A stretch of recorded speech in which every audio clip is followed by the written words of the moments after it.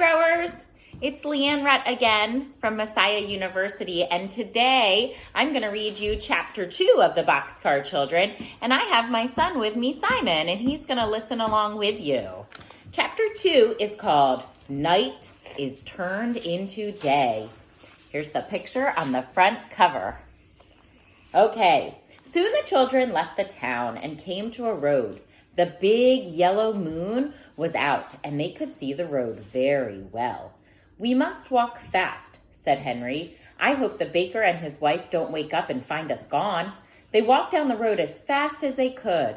"How far can you carry Benny?" asked Violet. "Oh, I can carry him a long way," replied Henry. But Jessie said, "I think we could go faster if we woke him up now. We could take his hands and help him along." Henry stopped and put Benny down.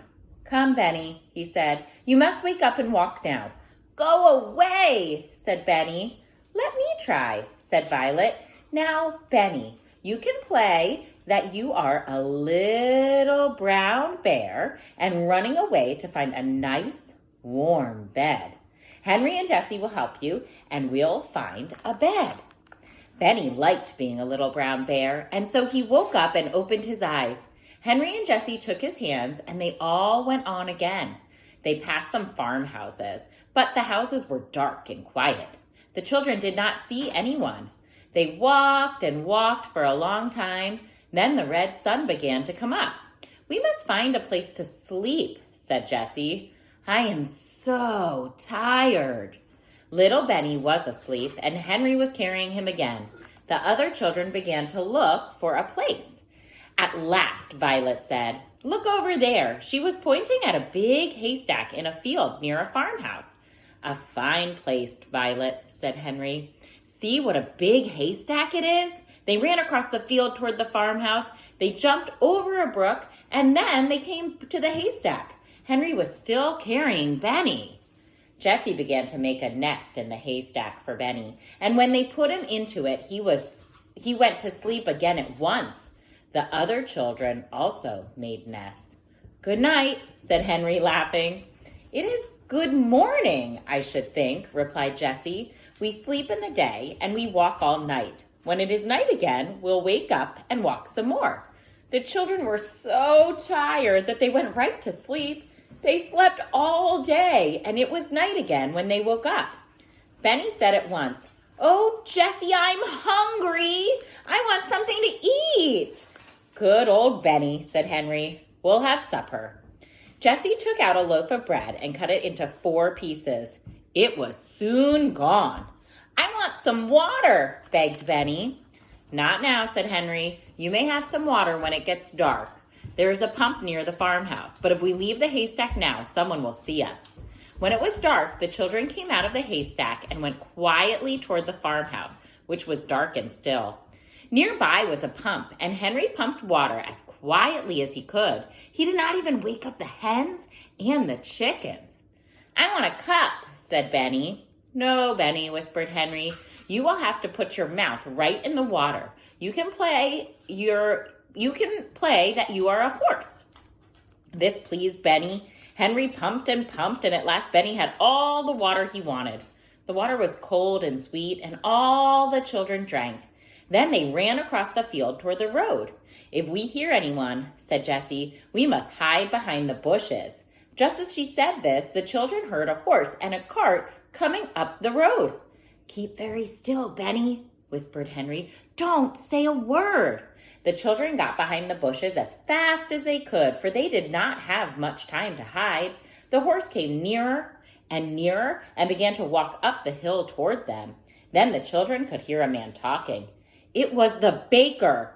"I wonder where those children went," he said. "I don't think they could walk as far as Silver City. If we don't find them in Greenfield, we'll go home."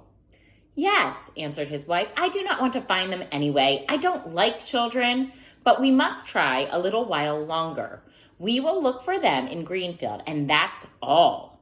The children watched until the horse and cart had gone down the road. Then they came out from behind the bushes and looked at each other. "My, I am glad those people did not see us," said Henry. "You were a good boy, Benny, to keep still. We'll not go to Greenfield. I wonder how far it is to Silver City, said Jessie. The children were very happy as they walked along the road. They knew that the baker would not find them. They walked until 2 o'clock in the morning, and then they came to some signs by the side of the road. Here's a picture of those signs. One says to Greenfield, and the other says to Silver City. The moon came out from behind the clouds, and Henry could read the signs. One sign says that Greenfield is this way, and the other sign points to Silver City, that way. We don't want to go to Greenfield. Let's take the other road to Silver City. They walked for a long time, but they did not see anyone. Not many people came this way, I guess, said Henry, but that is all the better. Listen, said Benny suddenly. I hear something. Listen, said Violet. The children stood still and listened, and they could hear water running. I want a drink of water, Henry, said Benny. Well, let's go on, said Henry, and see where the water is. I'd like a drink, too. Soon, the children saw a drinking fountain by the side of the road. Oh, what a fine fountain this is, said Henry, running toward it. See the place for people to drink up high, and a place in the middle for horses, and one for dogs down below? All the children drank some cold water. Now I want to go to bed, said Benny. Jessie laughed. You can go to bed very soon. Henry was looking down a little side road which had grass growing in the middle of it. Come, he cried. This road goes into the woods. We can sleep in the woods. This is a good place, said Jessie as they walked along. It is far away from people. You can tell that by the grass in the road. And it will be near the drinking fountain, said Violet. That's right, cried Henry. You think of everything, Violet. It is almost morning, remarked Jessie, and how hot it is. I'm glad it is hot, said Henry, for we must sleep on the ground. Let's find some pine needles for beds. The children went into the woods and soon made four beds of pine needles. I hope it's not going to rain, said Jessie as she lay down. Then she looked up at the sky. Oh, it looks like rain, for the moon has gone behind the clouds. She shut her eyes and did not open them again for a long, long time. More clouds rolled across the sky, and the wind began to blow. There was lightning and also thunder, but the children did not hear it. They were all fast asleep. I bet those children were tired from all that walking. We'll see you later for chapter 3.